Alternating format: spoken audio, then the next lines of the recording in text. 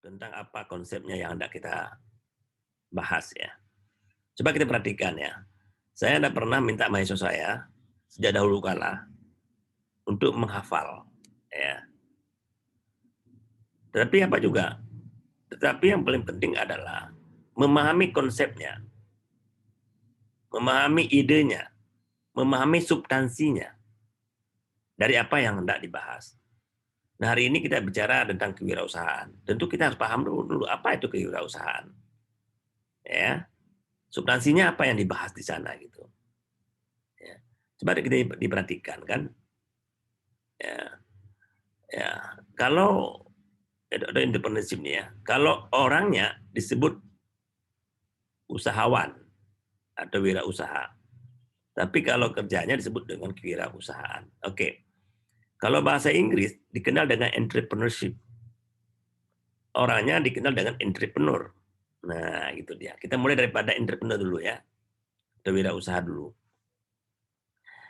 Di Prancis ya, dulu abad 17-18-an itu tentara atau militer ya, itu disebut dengan entrepreneur di Prancis. Oke, tentara di Prancis dulunya disebut entrepreneur. Kenapa dikatakan entrepreneur? Karena dianggap pemberani gitu. Jadi entrepreneur sebenarnya adalah pemberani. Nah, kalau kita tentu pemberani yang terukur, pemberani yang ada apa namanya?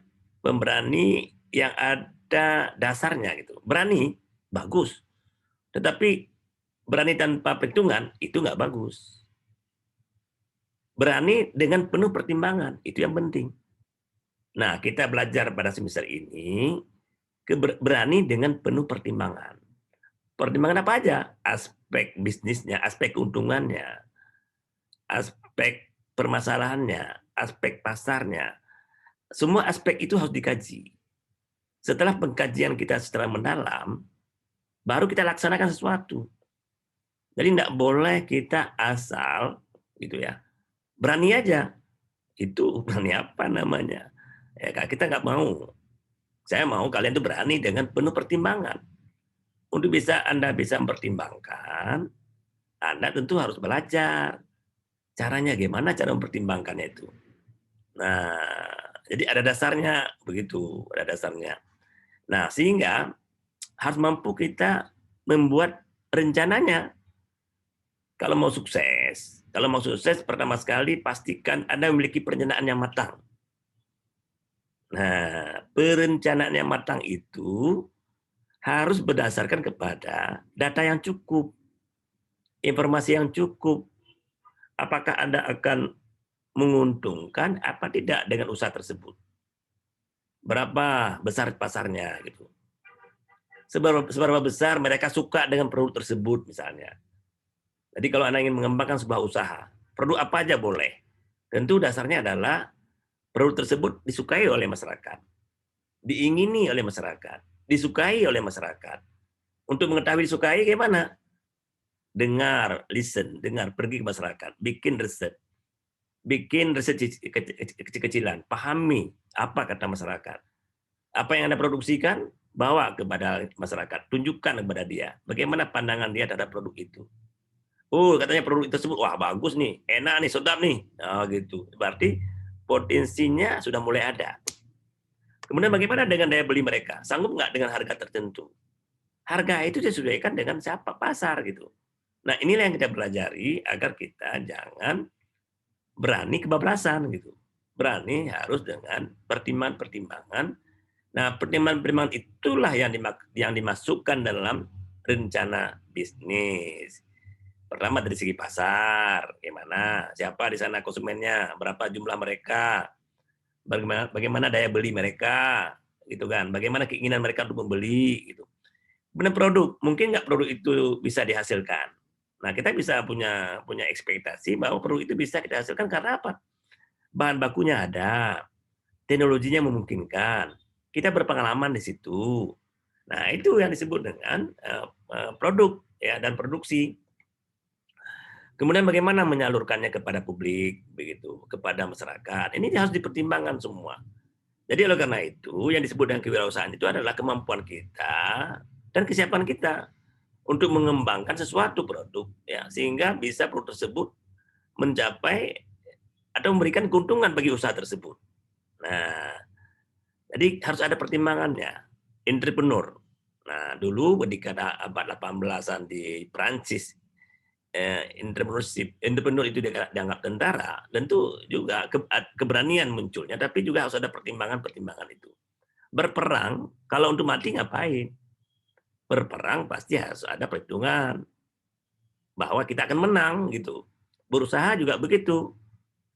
Kalau kita memang kita tahu sejak awal nggak mungkin untung, ngapain dikerjakan? Kerjakanlah yang menguntungkan. Untuk menguntungkan perlu pertimbangan-pertimbangan, analisis yang cukup. Itu sebabnya perlu sekolah. Itu sebabnya perlu kuliah. Gitu ya. Nah, tapi tentu kita harus ada keberanian gitu kan. Jangan nanti setelah kita hitung-hitung menguntungkan lalu nggak berani melaksanakan, nah itu nggak aneh juga gitu ya. Pertama, harus hitungan kita benar, oke, menguntungkan, habis itu laksanakan. Laksanakan ini diperlukan keberanian, itu. Oke, diperlukan keberanian.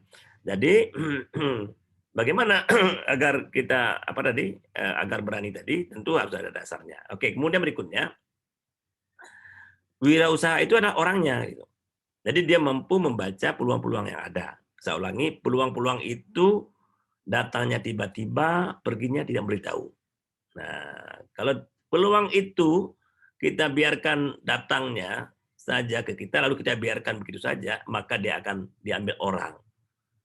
Orang juga melihat, orang juga mengamati, orang juga mencari-cari peluang-peluang itu. Jadi peluang-peluang itu jangan biarkan peluang-peluang itu diambil orang duluan. Makanya kita harus setiap saat mengikuti perkembangan pasar yang terus-menerus menawarkan peluang-peluang itu. Oke. Nah, jika seseorang itu ada kelebihan seperti itu, dialah seorang wirausaha. Kalian adalah akan menjadi wirausaha ulung. Jika kalian itu peka terhadap perubahan-perubahan yang ada di sekitar saudara, nah kalian juga harus kreatif. Nah, gitu. Kreatif, asal katanya ada apa itu? Create. Create itu apa? Cipta.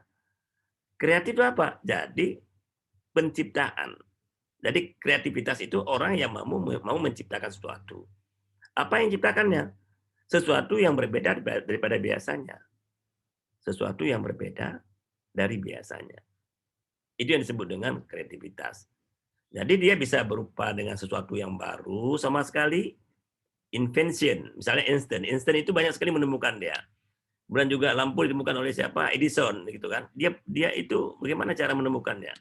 Kemudian telepon ditemukan oleh siapa, misalnya kan. Itu penemuan awal sekali, tapi kan penemuan awal itu selalunya sangat sederhana. Tetapi itu awal dasar yang luar biasa. Sehingga teknologi sekarang, Anda lihat bagaimana telepon itu begitu sederhana. Begitu canggih gitu. Dulu dasarnya sangat sederhana, sekarang sangat canggih. Sangat canggih. Jadi karena itu, invention itu memang langka, tapi kita bisa memodifikasikannya sesuatu yang baru. Anda lihat misalnya orang jual kue, kue yang biasanya itu bagaimana kreativitas saudara terhadap kue yang dijual. Sekarang orang beralih ke herbal. Bagaimana herbal yang kita ada di sekitar kita itu bisa kita pasarkan dengan baik. Oke, herbal itu misalnya teh daun kelor atau apa saja. Banyak sekali yang bisa dikembangkan sekarang. Oke, saya kira itu